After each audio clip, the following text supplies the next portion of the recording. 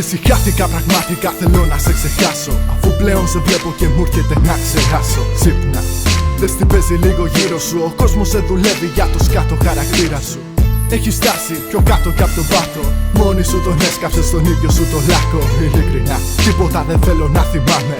Εύχομαι να μάθεις κάποτε πως αγαπάνε.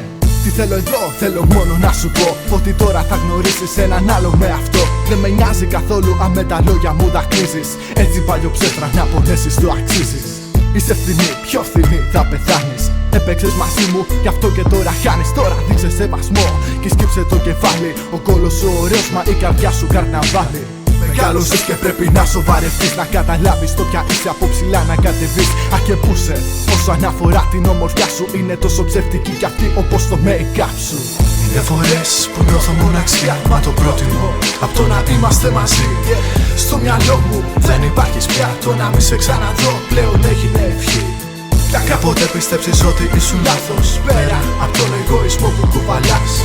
Θα πονέσεις και το ξέρεις κατά βάθος, γιατί μόνο όταν χάσεις κάτι τότε το εκτιμάς. Τώρα πια δεν θα αφήσω να μου χαλάς τη μέρα. Πάει πολύς καιρός που σε έχω κάνει πέρα. Κάθε λεπτό που ζήσαμε μαζί έχεις σβήσει και τα πόνιρα παιχνίδια σου να ξέρεις έχουν λήξει. Μου λέγες ότι θα πας στη σχολή σου και έδινες συνάντηση με τον κρυβοραστή σου. Ή τις άλλες φορές που λέγες πως μ' αγαπούσες, σου λέγα κι εγώ και μετά κάτι ζητούσες. Στο Γιαννάκι, στο κινητό σου το γράψες Χριστίνα. Σας φαντάζομαι να και να περνάτε φίνα.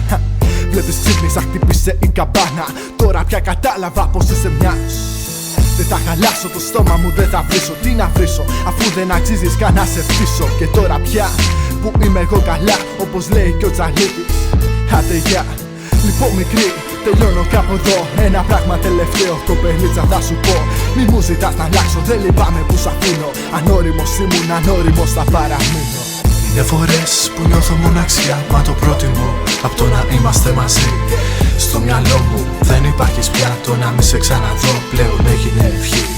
Πια κάποτε πίστεψες ότι ήσουν λάθος, πέρα απ' τον εγωισμό που κουβαλάς.